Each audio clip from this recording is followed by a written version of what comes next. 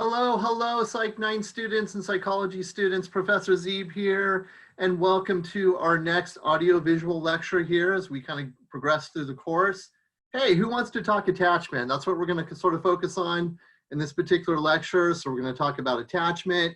We're going to look at some very classic and famous studies as we kind of do that. So let's hit it. Let's go right to our slides here and talk some attachment. Sorry, guys. So let me kind of switch it over here. Let's go to our slides. Apologize for that. So let's talk attachment. So let's just kind of introduce it and then we'll kind of go from there. So attachment is kind of like, the way we would describe that is a warm, intimate feeling that a child has with their caregiver. Typically, it's going to be mom in most cases, but not obviously. We do have single dads out there. So it's a warm and intimate relationship with their caregiver. And we know that these relationships that are formed very early on, possibly in the first few days of life, as it turns out, are really sort of providing the foundation or the basis for potentially all future relationships, as it turns out. We think that this attachment, which is so critical, important to development, provides infants with what we call a secure base. A secure base is kind of like, it's like an infant's safety net. In other words, it's their safety zone that they sort of go to when things go wrong. So for example, when they're frightened and scared, there's some kind of problem, they often will turn and cling to their parent, and this is their safety zone where everything is all right and everything's all better. So in a way, it's kind of like a safe house. It's kind of the way I look at it, like a safe house where people are trying to avoid dangerous people. It's kind of very similar to that, where an infant feels safe and they feel comforted and loved. And typically this is their main caregiver, this sort of zone, which we call a secure base. So let's look at some classic studies here. We're gonna go way back for this first one. I believe this is from the 50s, and this is from Harry Harlow, who did some landmark, groundbreaking research on attachment. So Harry Harlow basically set out to disprove Freud, which was the common thought at that time. So let's take a look here. Mr. Harlow wanted to disprove that attachment forms through what Freud called drive reduction, or more specifically, breastfeeding. In other words, Freud believed that we had certain drives as humans, and of course, one of them is hunger. And so one of the reasons that, one of the ways that attachment is formed is through this drive reduction, or reducing the need for hunger. In this case, of course, it's breastfeeding, from an infant. So in other words, attachment forms through breastfeeding is basically what he's saying, because it reduces the drive of hunger.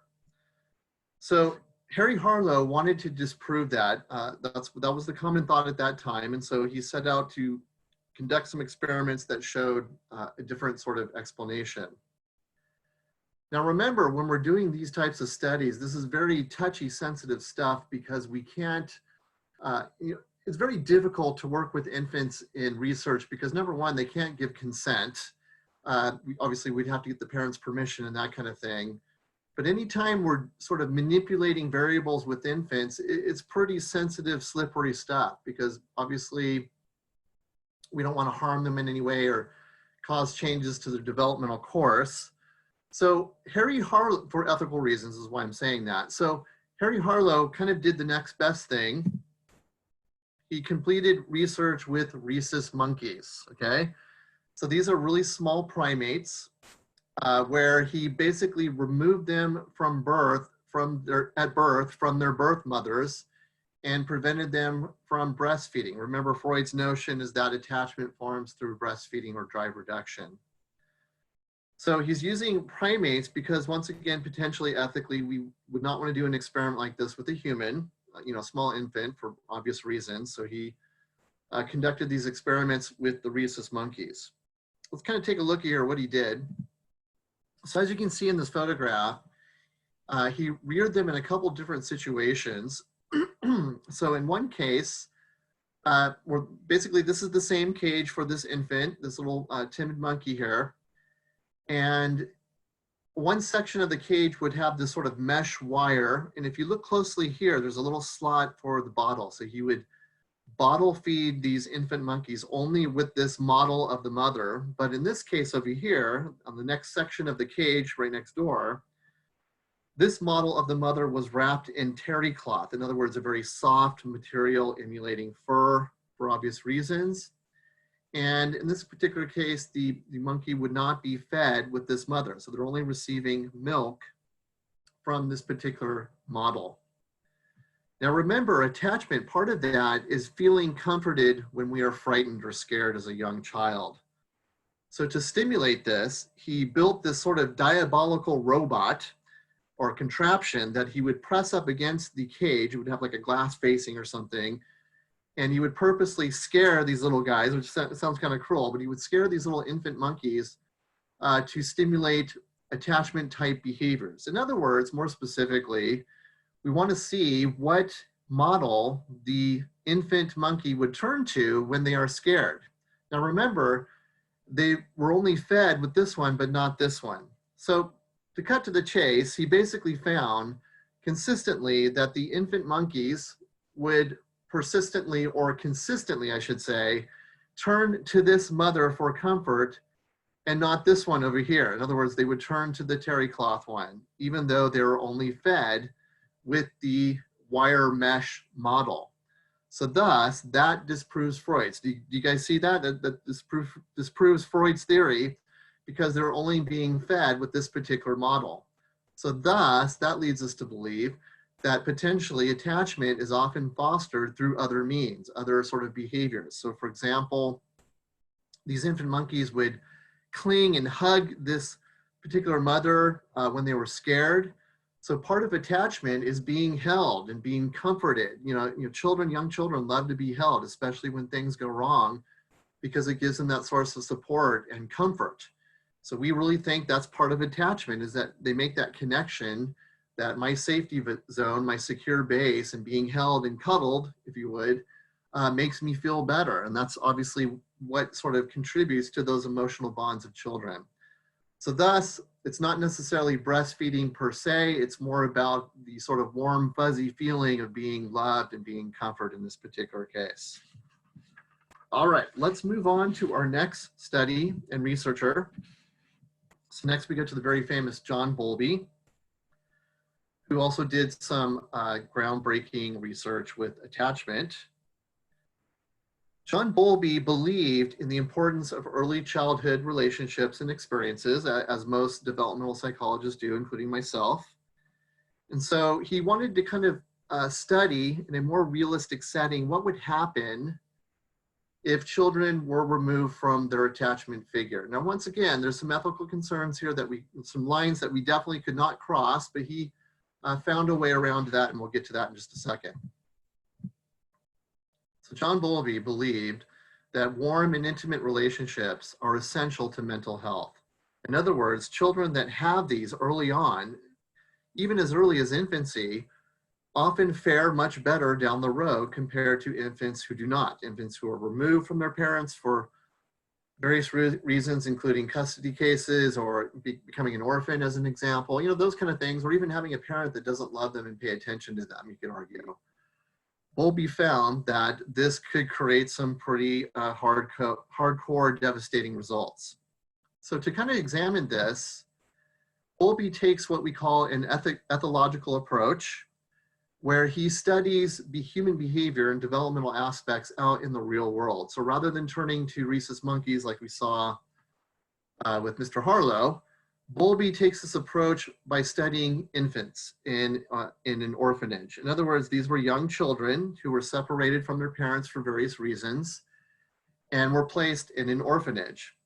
So he would monitor and study them over time, an ethological approach, to see if there's differences compared to kids who did not experience that, kids who have their caregiver in their life on a consistent basis. The long and short of that is that he found that kids who were removed from their parents at this young age, in this case, the study was from 15 to 30 months of age with these children, they showed some pretty hardcore negative side effects, including things like withdrawal, being apathetic, crying and being restless, for example, wanting to distance themselves from people. So he found that there was a lot of drastic side effects of being removed from your parent at such a young age. So obviously we'd want to avoid that. We don't want children to have to go through that if possible. Okay, so now let's kind of take a look at some phases of attachment based on some of these studies. So in other words, we're going to look at some milestones of children in infancy, growing up and developing, and how attachment seems to sort of transition and transform into different types of behaviors as we progress through infancy. We're going to start with phase 1, which is from birth to 2 months, so a very young baby. Psychologists have noticed that attachment to human beings definitely is evident, and that is there. This is very rudimentary and basic in nature. So for example, they may smile at the sight of their caregiver. Once again, remember there's different types of smiles that children show in infancy. They definitely could cry in relation to these figures, or may receive coos or show coos, excuse me. And by the way, not just parents in certain circumstances. The point is that even as early as birth to 2 months, we see the glimmerings and beginnings of attachment basically forming where they're reacting to people. Phase 2. So they get a little bit older here from 2 to 7 months.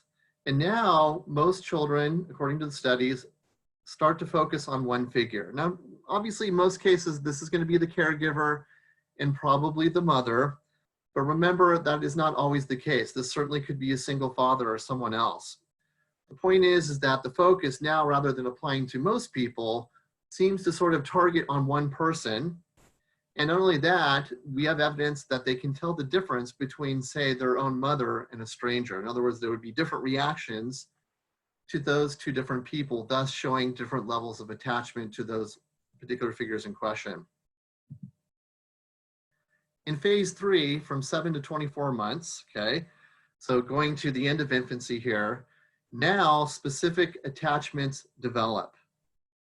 In other words, as babies are becoming more mobile, and certainly they are in most cases during this time, especially you can even argue a little bit earlier in some cases, they are actually seeking out contact with their attachment figure. For this one, it's hard not to kind of personally relate to it. But when my oldest daughter was this age, I remember, when she was walking and so forth, that there would be times in between class where I would be watching her. My wife was at work and so forth. I would notice that she would basically follow me around the house. In other words, she did not like being alone.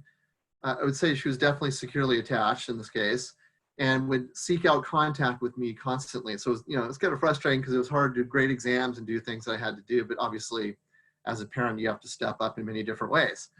So in other words, you're finding that children not only have the need for attachment, of course, but they're actually seeking it out. And as they become more mobile, in other words, they're crawling and walking or whatever, they're able to kind of pursue these in a different way. Finally, we go to phase 4, which is from 24 months and on. And now they start to become aware of others' feelings in terms of the attachment realm. As their cognitive skills are developing, so the wheels are turning, the cognitive skills are getting more improved, as you guys have probably been reading with Piaget. They become more aware of feelings, goals and plans, and start to take these into account in terms of the attachment relationship. For example, you may notice that your 2-year-old, or even a little bit older in this case, may be able to actually read your mood. So they start to get in tune with that person, but also can start to read the mood of that parent. So for example, they may be able to tell that mom's having a bad day or mom's in a really good mood. In other words, they can be sort of in tune to that and tell the difference between different moods. So now the point is that the attachment takes a whole different shape, because not only are they seeking that person and wanting that contact, they're understanding that sometimes I can approach the parent in a different way depending on the circumstances, in this case, their emotional state or the feeling, the parent, what they're sort of dealing with, that kind of thing. All right, so this will conclude our short lecture on attachment. So please go on to the next lecture, as we will look at another classic study and look at different attachment types that we see in children. Okay, so we'll see you online, guys. I hope you're enjoying the lectures.